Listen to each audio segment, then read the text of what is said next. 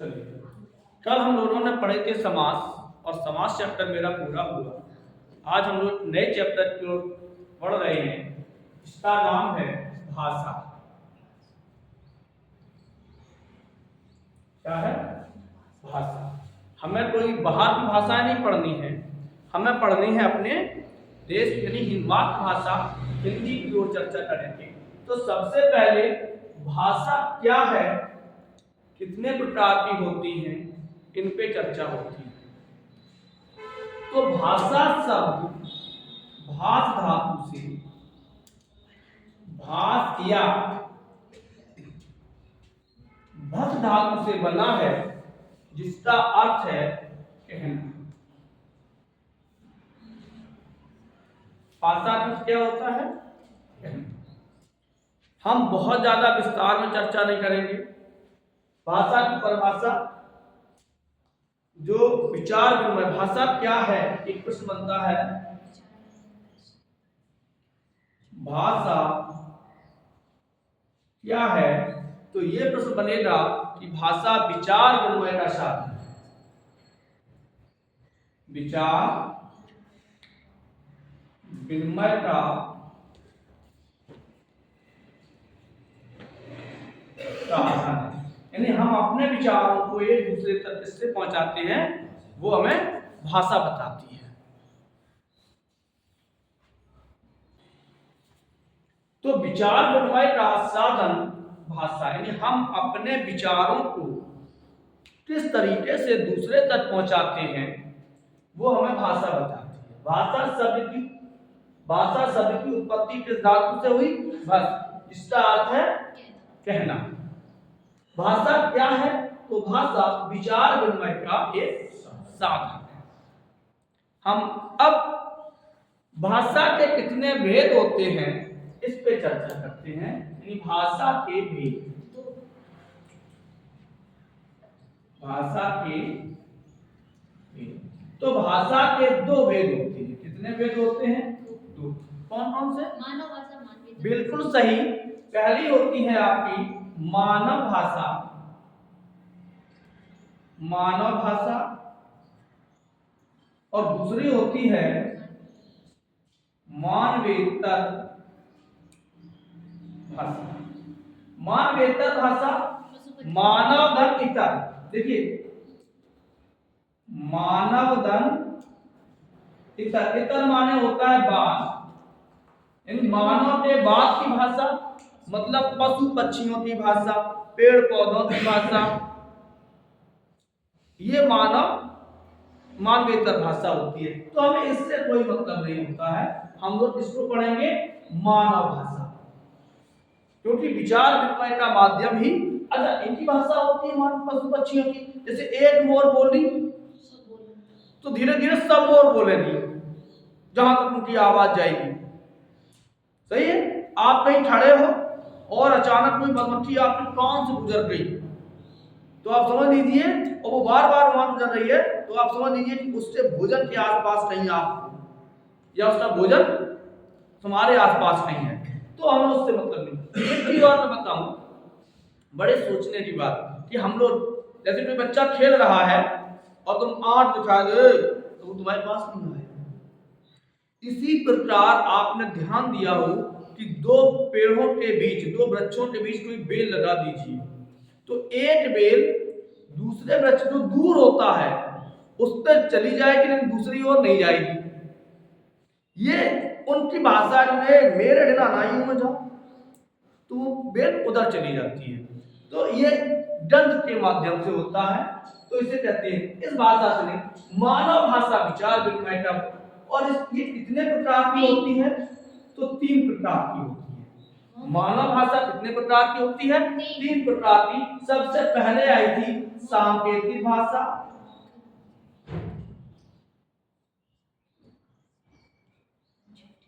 दूसरी है मौखिक भाषा,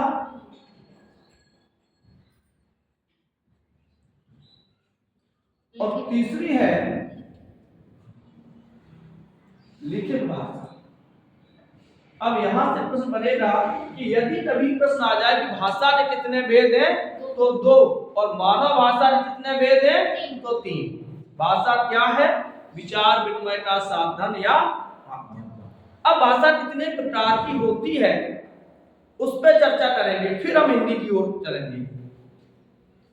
तो चलो, भाषा कितने प्रकार की होती है वहां से चर्चा होती है, भेद पे अब नहीं चलेंगे। अब हम चलेंगे भाषा के प्रकार। भाषा के प्रकार कितने होते हैं इस पे चर्चा करें। तो भाषा की जो सबसे छोटी इकाई है वो बोली होती है। कौन सी होती है? भाषा की जो सबसे छोटी इकाई होती है वो बोली होती है, और एक क्षेत्र विशेष में होती है। बोली क्या कैसी होती है? क्षेत्र विशेष में होती है। मतलब जो शब्द तुम्हारे यहाँ लीगल है वो हो सकता है दूसरे के यहाँ अनलीगल हो। जो शब्द तुम्हारे यहाँ कोई दूसरा अर्थ है उस क्षेत्र में दूसरा अर्थ होगा। जैसे अपने यहाँ अगर हम लोग मौड़ी कह दें तो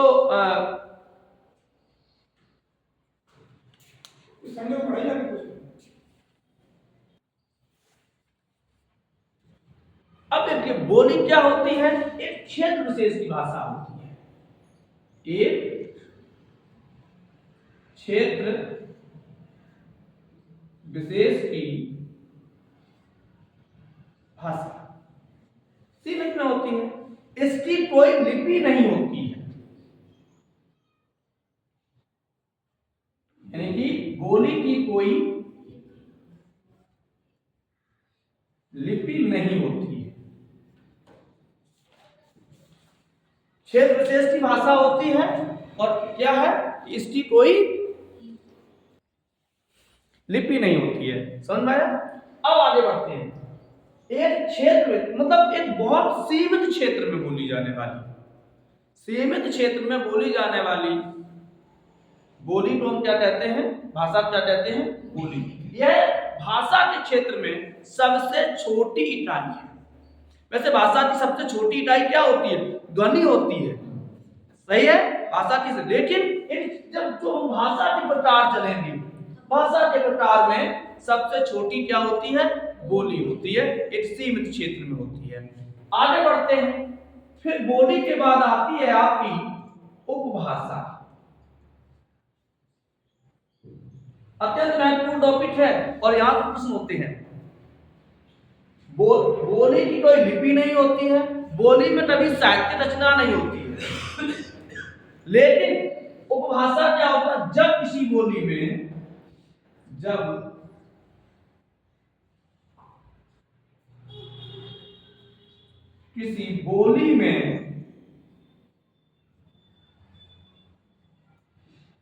साहित्यिक रचना होने लगी, जब किसी बोली में साहित्यिक रचना होने लगी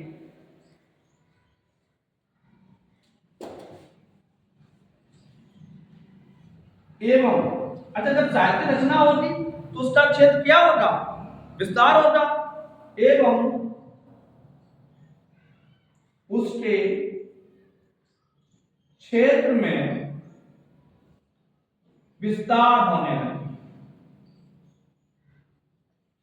तो वह क्या कहलाती है? उपभाषा।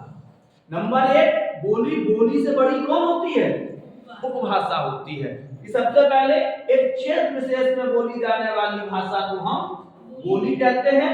बोली की कोई लिपि नहीं होती है, लेकिन जब किसी बोली में साहित्यिक रचना होने लगे एवं उसके क्षेत्र में विस्तार होने लगे तो वो क्या कहलाती है? उपभाषा कहलाती है। हमने क्या कहा कि बोली में साहित्यिक रचना नहीं होती है। यदि जब बोली में साहित्य रचना होगी तो उसके क्षेत्र का विस्तार होगा। जब क्षेत्र का विस्तार होगा तो वो क्या कही जाने लगी? उपभाषा। अब वह बोली नहीं रही। समझ आया? कोई दिक्कत परेशानी समस्या? अब ये देखिए, जो बोली है ये भारतीय संविधान में है, जरूर क्षेत्र में, लेकिन भारतीय संविधान में 18 बोलियों का वर्णन है। वो हम 18 बोलियां पढ़ रहे हैं। अभी हम फिलहाल क्या पढ़ रहे हैं? भाषा के प्रकार। तो बोली, बोली के बाद उपभाषा। क्लियर है?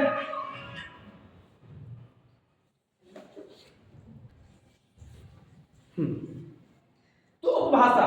अब जब फिर तीसरी आती है भाषा। तीसरे नंबर पर क्या आएगी? भाषा। जब किसी बोली उपभाषा का व्यापक स्तर पर विस्तार होता है,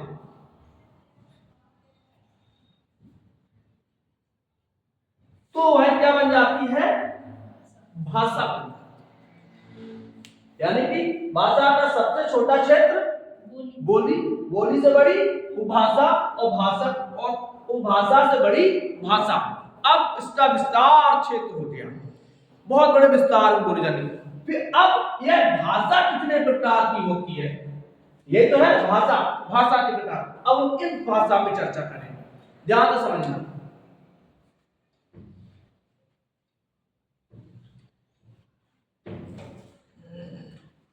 जब भाषा बन गई, अब हमारी पहली होती है राष्ट्रभाषा।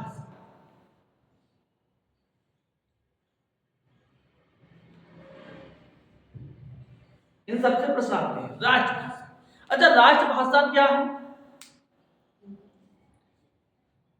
जब भाषा को बहुत बड़े विस्तार में बोले जाने लगे, लेकिन अब राष्ट्र क्या क्षेत्र है। मानते चलिए कि आज अंग्रेजी बहुत बड़े विस्तार में बोली जाने लगी भारत में, लेकिन भारत के अधिकतर बहुसंख्यक लोग, अधिकतर लोग किसको बोलते हैं? हिंदी को। तो हिंदी भारत की राष्ट्रभाषा है। हिंदी, पहले एक मिनट को,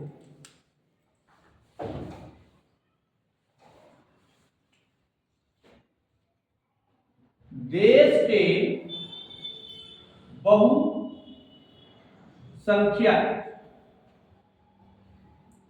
लोगों द्वारा बोली जाने वाली भाषा क्या कहलाती है? राजभाषा। राजभाषा। देश के बहुसंख्यक लोगों द्वारा, यानी बहुत बड़े विस्तार में। आज भारत में 10 हिंदी क्षेत्र हैं। उत्तर प्रदेश, मध्य प्रदेश, बिहार, झारखंड, हिमाचल प्रदेश, छत्तीसगढ़, राजस्थान, दिल्ली, मध्य प्रदेश। तो ये जो 10 हिंदी भाषी राज्य हैं, ये बहुत भारत के अधिकतर विस्तार में है, क्योंकि उत्तर प्रदेश में तो बहुत बड़ी। तो हिंदी को हम भारत की राष्ट्रभाषा कहेंगे। हिंदी क्या कहेंगे? भारत की राष्ट्रभाषा। लेकिन राष्ट्रभाषा का संविधान से कोई मतलब नहीं है। यह संविधान के द्वारा घोषित नहीं है। हिंदी को क्यों राष्ट्रभाषा माना जा रहा है? क्योंकि यह देश के बहुसंख्यक लोगों द्वारा बोली जा रही है। दूसरे आता है राजभाषा।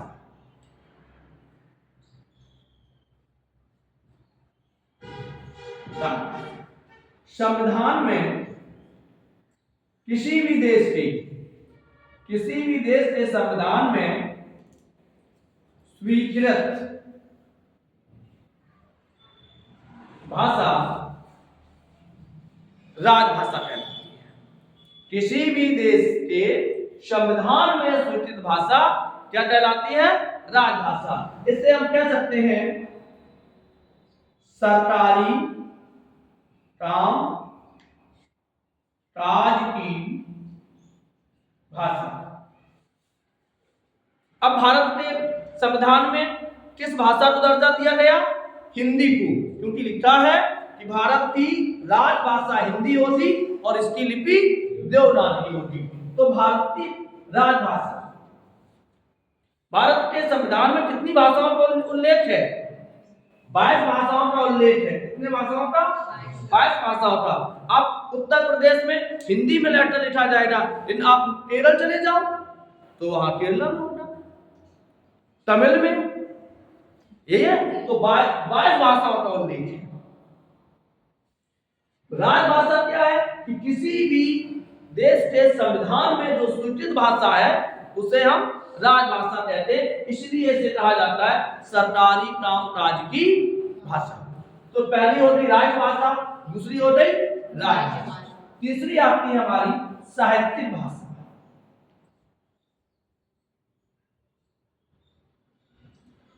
साहित्यिक भाषा, साहित्यिक भाषा क्या है? जब किसी बोली में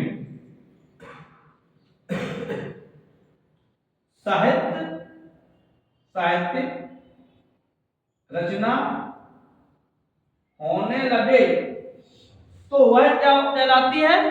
जैसे हमारे यहाँ ब्रज भाषा है, अवधी भाषा है, ये कैसी भाषाएं हैं? साहित्यिक। एक प्रश्न आता है कि काव्य के आसन पर या काव्य के पद पर सबसे अधिक समय तक रहने वाली भाषा कौन सी थी? ब्रज भाषा। तो वो कहलाती है साहित्यिक भाषा। समझ में आया? तो राजभाषा, इसका संविधान से कोई मतलब नहीं होता है। राजभाषा सरकारी कामकाज की भाषा या और शासन की भाषा। किसकी भाषा? शासन की भाषा, जो कि संविधान में स्वीकृत भाषा, शासन ही करेगा, शासन की भाषा। फिर साहित्यिक भाषा, इसके बाद इसको मिलते तीनों को। चलो थोड़ा और आगे बढ़ते हैं। फिर आता है मूल भाषा। चौथी भाषा कौन सी है? मूल भाषा।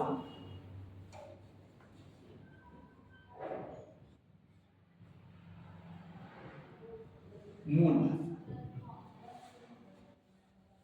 ऐसी भाषा जिसकी उत्पत्ति के विषय में पता ना हो, वह भाषा लिख सकते हो आप। वह भाषा जिसकी उत्पत्ति के विषय में पता ना,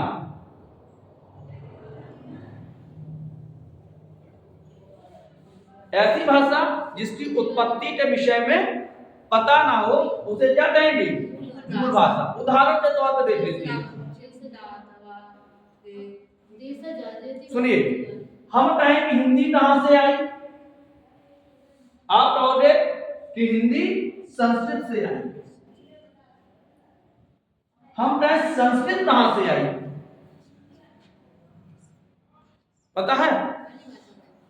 चलो और थोड़ा सा डिटेल में लेते हैं। हिंदी, हिंदी से प्राकृत, अपभ्रंश से प्राकृत, प्राकृत से पाली, पाली से संस्कृत। अब हमने कहा कि संस्कृत हिंदी कहां से आई? आपने कहा अपभ्रंश से आई। अपभ्रंश कहां से आई? पाली से आई। प्राकृत से आई। प्राकृत कहां से आई?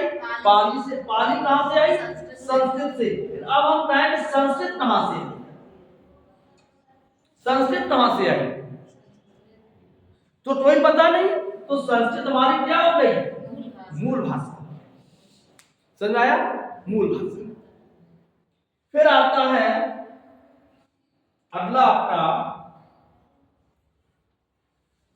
अगली भाषा है हमारी अपभाषा।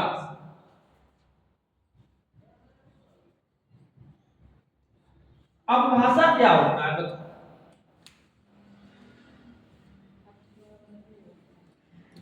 हम लोग क्या देते हैं कि देखो जी हमसे अपशब्द कह रहे हैं, यानी शब्द हैं लेकिन अपमाने बुरे। शब्द तो हैं लेकिन वो कैसे हैं? बुरे शब्द हैं। तो अपभाषा बुरी भाषा, यानी कि गंदी भाषा, लड़ाई वाली। यह इसमें क्षेत्रीय भाषा होती है, इसमें गाली गलौज अश्लील शब्दों का प्रयोग ज्यादा होता है, इसलिए वो अपभाषा कही जाती है, यानी गाली गलौज की भाषा। गाली गलौज की भाषा कौन सी है? हम लोग क्या देते हैं, देखो अब सब बोलियो, पूरी भाषा ना बोलियो, अब तो बुरो ना कहियो, तो वो क्या कहलाती है? अपभाषा, यानी कि गाली गलौज की भाषा। गाली गलौज की भाषा। ये क्या कहलाई? अपभाषा। आगे बढ़ते हैं, ये बैठते चलते हैं मैं, फिर हम बात बता देंगे।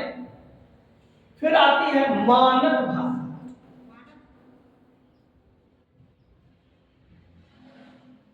मानक, अच्छा मानक भाषा किसे कहते हैं? वर्तमान में ऐसी बोली, सुनो बहुत, ऐसी बोली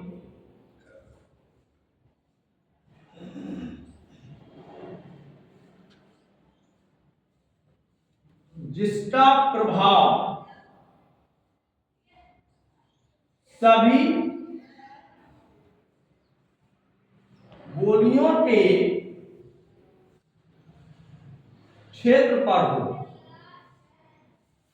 एक ऐसी बोली जिसका प्रभाव क्या हो? सभी बोलियों के क्षेत्र पर हो। आप यहां से किसी बिहार के व्यक्ति से बात कीजिए, वो आपसे हिंदी में बात करेगा, खड़ी बोली में बात करेगा, तो भारत की मानक भाषा कौन सी है? खड़ी बोली। इसे हम परिनिष्ठित भाषा भी कह सकते हैं। क्या कहेंगे इसको हम? परिनिष्ठित।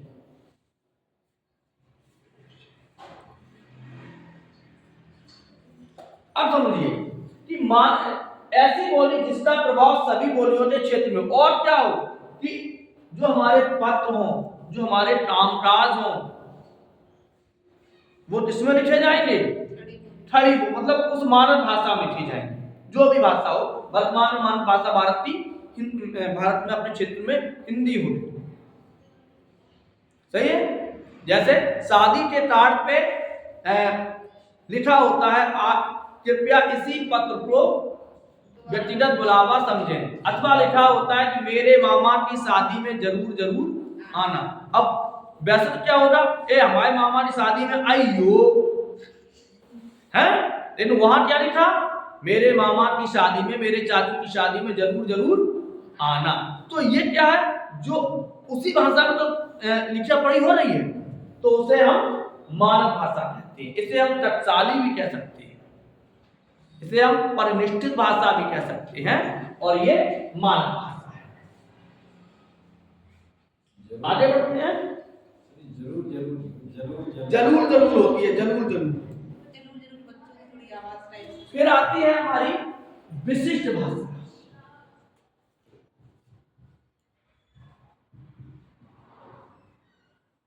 अच्छा, विशिष्ट भाषा किसे कहते हैं, कोई बताएगा?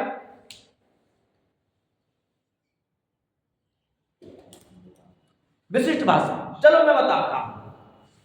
कभी कभी आप एक ऐसे क्षेत्र में पहुंचे, एक ऐसे समाज में पहुंचे कि उनकी भाषा बिल्कुल अलग है, किसी समाज विशेष की या किसी क्षेत्र विशेष की भाषा, या किसी समुदाय विशेष की भाषा।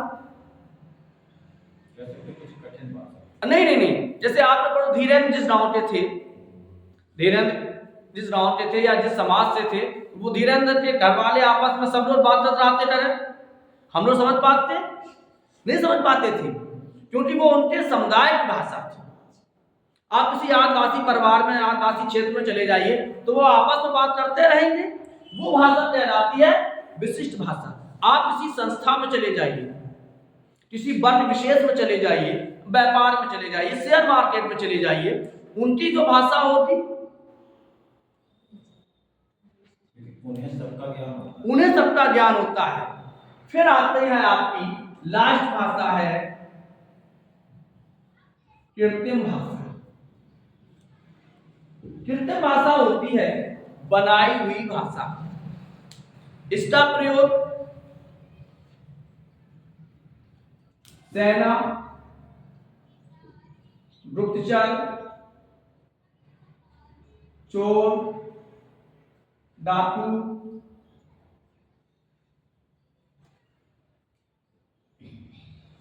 व्यापारी आदि लोग करते हैं।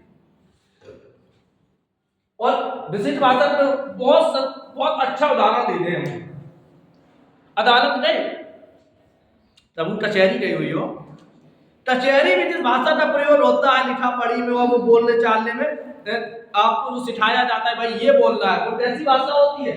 विशिष्ट भाषा होती है, अदालती भाषा। कैसी होती?